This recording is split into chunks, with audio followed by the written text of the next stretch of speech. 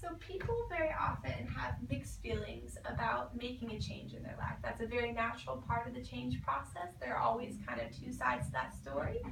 In the health and fitness field, this might look like somebody who really might want to cut back on their sweets because they have a family history of diabetes and their health is important, but they just really love to eat cookies and ice cream.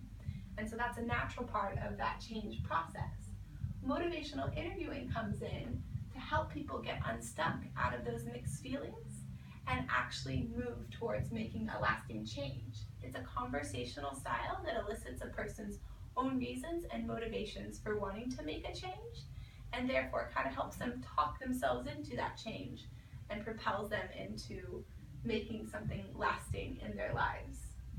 And so why use motivational interviewing? A lot of fitness and health leaders are now starting to embrace motivational interviewing because they're understanding that people are most persuaded by what they hear themselves say versus what other people say. A lot of people don't like to be told what to do. Often the natural response, if you tell somebody what to do, is for them to argue the other side.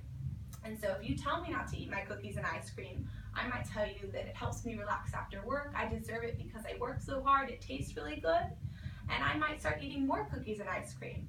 But if you ask me, what are some good reasons for eating more vegetables and maybe cutting down on my sugar intake, I might come up with some pretty good reasons and actually be able to propel myself towards making that change.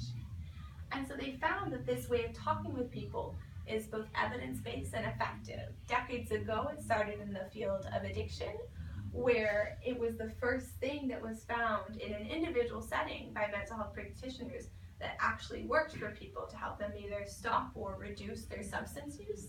Every other technique prior to that, it had been kind of telling people what to do, so it either backfired and made them increase their use or kept them right where they were.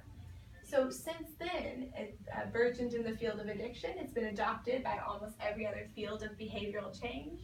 They find it works in Africa to help people adopt safer water decontamination practices, and they find that it helps with teenagers who, if, instead of saying you must abstain from sex, they can actually talk to teenagers and elicit their own reasons for practicing safer sex and even abstaining in some cases.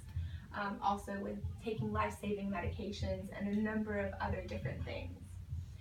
Motivational interviewing is founded on this individualized and respectful partnership, and so it's not a coach just coming in as an expert telling the client exactly what to do and why they need to do it and unleashing their wisdom on the client and having the client go forth and make these changes, which very often doesn't work.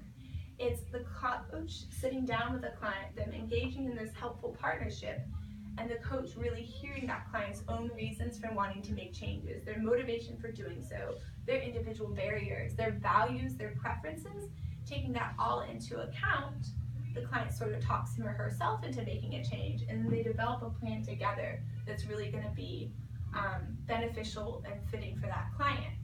This, not surprisingly, results in a lot higher satisfaction for both the coach and the client. The client's coming up with these things themselves with the guidance and expertise of the coach, so there's not a lot of resistance coming back with the coach. And the client is a lot more satisfied because they feel heard, understood, and they feel like this is a plan that will really fit into their lives and really takes into account who they are as a person, what they've tried in the past, and what will work for them currently.